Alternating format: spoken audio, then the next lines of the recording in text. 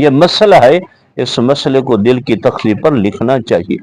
تو وہ سردار کہنے لگا میں تمہیں بڑے سردار کے پاس لے کے جاتا ہوں، لیکن ہمارے ہاں یہ ہے جس کی سلوار ٹخنوں سے نیچے ہو، جس کی چادر زمین پہ گھسٹی ہوئی ہے، وہ بڑا چودھری سمجھا جاتا ہے، سردار سمجھا جاتا ہے۔ اے عثمان رضی اللہ، تم سلوار ٹخنوں سے نیچے کر لو تاکہ تمہاری بات کو اہمیت سے لیا جائے۔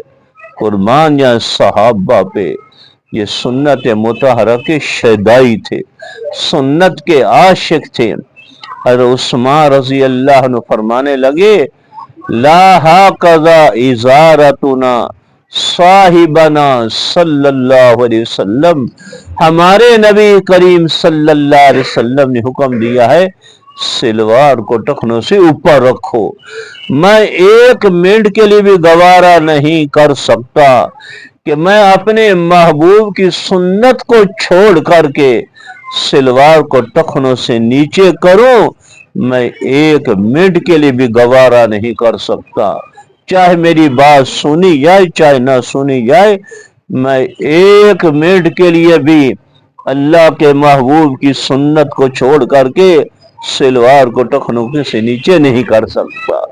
یہ صحابہ سنت کے شیدائی تھے، سنت کے عاشق تھے، یہ سنت کو شوق سے ساتھ اور محبت کے ساتھ پورا کیا کرتے تھے۔ جب ایران سے جنگ ہوئی صحابہ کی تو وہاں اس نے ایران کے بادشاہ نے جیسے حذیفہ بن یمان بڑے کمانڈر تھے، ان کو بلایا مذاکرات کے لیے، مذاکرات کے لیے بلایا کہ ہم سے مذاکرات کر لو۔ تو وہ جو اس نے پہلے کھانا کھلایا اور کھانے کے اندر دسترخوان بچھایا۔ یہ سنت عمل ہے کہ جب دسترخوان بچھا کر کھانا کھایا جائے۔ ہم گھروں میں بھی اکیلے کھا رہے ہوں تو ہمارے پاس وہ پونا سا کندوری اس کو کہتے ہیں، وہ سنت کے جذبے سے بچھا لیا کریں، یہ سنت عمل ہے۔ اور ایک سنت عمل ہے کہ کسی طرح ہاتھ سے لقمہ گر جائے، وہ صاف ستھری جگہ پہ گرے دسترخوان پہ، اس کو اٹھا کے کھا لو، جو سنت عمل ہے۔ فرمایا اس کو اٹھا کے کھا لو، شاید اللہ نے اس کے اندر بڑی برکت رکھی ہو، اسی طاقت سے اللہ تمہیں کئی نیک اعمال کی توفیق عطا فرمائے۔ یہ سنت عمل ہے۔ حذیفہ بن یمان رضی اللہ کھا رہے تھے، اتفاق سے ہاتھ سے لقمہ گر گیا۔ وہ جب اٹھانے لگے تو جو ساتھ بیٹھے ہوئے تو اس نے آنکھ کی کنکھیوں سے اشارہ کیا، یہ لوگ کیا کہیں گے کہ نیچے سے لقمہ اٹھا کے کھا رہا ہے، لوگ کیا کہیں گے؟ یہ اشارے میں آنکھ سے اشارے سے کہا۔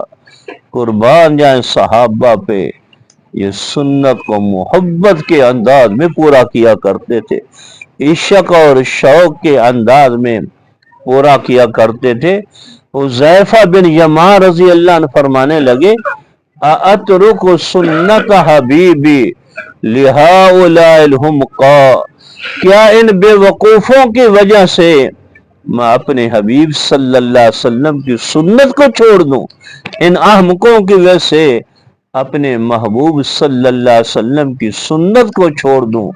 بڑے مجمع میں اس لقمے کو اٹھا کر کے صاف کر کے کھایا ہے کہ ہم اپنے حبیب صلی اللہ علیہ وسلم کی سنت ایسے ادا کریں گے، کیا دنیا ہمیں جس نگاہ سے دیکھے ہمیں پرواہ نہیں، ہم حبیب صلی اللہ علیہ وسلم کی سنت ادا کریں گے، اللہ ہمیں محبت کی نگاہ سے دیکھیں گے، حضور پاک صلی اللہ علیہ وسلم ہمیں محبت کی نگاہ سے دیکھیں گے، دنیا جو ہمیں سمجھتی رہے جس نگاہوں سے دیکھے ہمیں کوئی پرواہ نہیں۔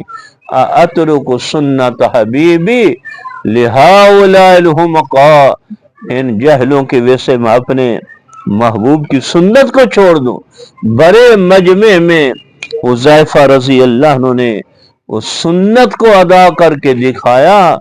ہم تو حبیب صلی اللہ علیہ وسلم کی سنت کو یوں ادا کرتے ہیں۔ ایک دفعہ حضرت عبداللہ بن عمر رضی اللہ عنہ جا رہے تھے، سفر میں تھے۔ حضرت عبداللہ بن عمر، حضرت عمر فاروق رضی اللہ عنہ سنت کے شیدائی تھے، سنت کے عاشق تھے، بدعتوں کے بڑے خلاف تھے۔ کہیں بدعت کا شبہ بھی ہوتا اس کو جڑ سے اکھیڑ دیتے تھے۔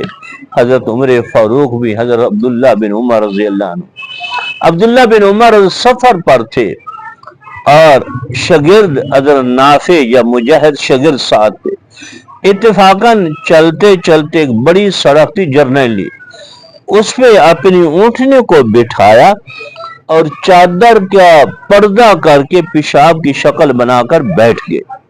کچھ دیر بیٹھے رہے، پھر عبداللہ بن عمر رضی اللہ عنہ اٹھے اور پھر اونٹنی پر سوار ہوئے، اونٹنی کو اٹھایا، پھر چلے۔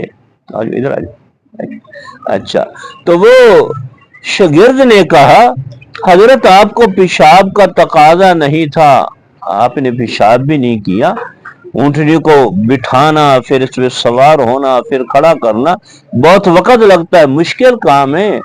اے عبداللہ بن عمر رضی اللہ عنہ، آپ نے اتنی مشقت کیوں اختیار کی کہ سڑک سے نیچے اونٹنی کو اتارا اور اس کو پردے کی شکل بنا کر اس کا پردہ کیا، اس کو بٹھا کر کے پیچھے چادر سے پردہ کیا، حالانکہ آپ کو پیشاب کا تقاضا نہیں تھا۔ تو حضرت عبداللہ بن عمر رضی اللہ عنہ فرمانے لگے ایک دفعہ میں انہی راہوں پر حضور پاک صلی اللہ علیہ وسلم کے ساتھ چل رہا تھا، آپ کو پیشاب کا تقاضا تھا۔ مسئلہ یہ ہے کہ آدمی چھپ کر کے پیشاب کرے، کسی کے سامنے نہ کرے۔ حضور پاک صلی اللہ علیہ وسلم اتنی دور گڑھوں میں جاتے کہ بیٹھنے کی حالت میں بھی کسی کو نظر نہیں آتے تھے، پیشاب کے بیٹھنے کی حالت میں بھی کسی کو نظر نہیں آتے تھے۔ یہ لوگ سڑکوں کے ساتھ، دیوار کے ساتھ، چوکوں پہ بیٹھ جاتے ہیں، یہ انسانیت کے خلاف ہے، ادب اور وقار کے خلاف ہے۔ ایسے لوگوں کے سامنے بیٹھ کر کے پیشاب کرنا، چاہے منہ دوسری طرف ہو، یہ ادب اور وقار کے خلاف ہے۔ اور بعض لوگ تو اتنی بے پرواہی کرتے ہیں، قبلے رخ بھی نہیں بچتے، قبلہ رخ ہو کر بیٹھ جاتے ہیں، اور قبلہ رخ ہو کر پیشاب کرنا بہت بڑا گناہ ہے۔ حضرت حذیفہ رضی اللہ عنہ سے روایت ہے، قال قال رسول اللہ صلی اللہ علیہ وسلم من طفل الى تجاه القبلة وجاء يوم القیامة وطفله بین عینیہ، اور کما قال علیہ السلام، کسی نے قبلہ رخ تھوکا اور قیامت کے دن وہ تھوک اس کی پیشانی پہ لگی ہوگی۔ تھوکنے کا اتنا بڑا گناہ کہ قبلے کی بے حرمتی، بے ادبی کی ہے، تھوک اس کی پیشانی پر ہوگی۔ اور قبلہ رخ ہو کر پیشاب کرنا چھوٹا بڑا کتنا بڑا گناہ ہے۔ اس لیے آداب ہے ایسی جگہ پیشاب کرے جہاں پردہ کسی کی نگاہ نہ پڑے۔ عبداللہ بن عمر رضی اللہ عنہ فرمانے لگے میں حضور پاک صلی اللہ علیہ وسلم کے ساتھ تھا، یہاں کوئی کھیت نہیں تھے اور کوئی چھپنے کی جگہ نہیں تھی، اللہ کے رسول کو پیشاب آیا ہوا تھا، آپ نے اونٹنی بٹھا کر کے آگے پردہ کیا، پیچھے چادر سے پردہ کیا۔ آج اگرچہ عبداللہ بن عمر کو پیشاب کا تقاضا تو نہیں تھا، لیکن مجھے یاد آ گیا اللہ کے رسول اس جگہ جب پہنچے تھے، سڑک سے نیچے اونٹنی کو اتارا تھا، اونٹنی کو پردے کے طور پہ یوں آگے بٹھایا تھا، پیچھے چادر کے ساتھ یوں پردہ کیا تھا، یوں اللہ کے رسول بیٹھے تھے۔ عبداللہ بن عمر رضی اللہ عنہ کو اگرچہ پیشاب کا تقاضا تو نہیں تھا، لیکن کہا میں نے محبوب کی سنت کو تو ادا کر لوں۔ محبوب یوں اترے تھے اونٹنی سے، یوں اونٹنی کو بٹھایا تھا، یوں اونٹنی کا سامنے پردہ کیا تھا اور یوں چادر کا پردہ کیا تھا۔ اگرچہ عبداللہ بن عمر کو پیشاب کا تقاضا تو نہیں تھا، میں نے کہا محبوب کی سنت کو تو ادا کر۔ صحابہ عاشق تھے سنت مطہرہ کے، ہمیں بھی ایسے ہی سنت کا شیدائی بننا چاہیے۔ سنت محبت کے انداز میں، شوق کے انداز میں ہر عمل کو سنت کے مطابق ہم کریں گے، خوشیوں کو سنت کے مطابق کریں گے تو وہ خوشیاں خوشیاں نہیں رہیں گی، وہ خوشیاں بھی عبادت اور دین میں بدل جائیں گی۔ اور اگر غمی کوئی پہنچی ہے، اس غمی کو سنت کے مطابق کریں گے تو وہ غمی غمی نہیں رہے گی، وہ غمی کے ساتھ ساتھ وہ عبادت اور دین میں بدل جائے گی۔ ہم اپنے رہن سہن کو سنت کے مطابق بنائیں، قیامت کے دن ایک ایک سنت کی وہ قدر و قیمت پڑے گی، اللہ کے محبوب کے پڑوس میں جنت نصیب ہوگی۔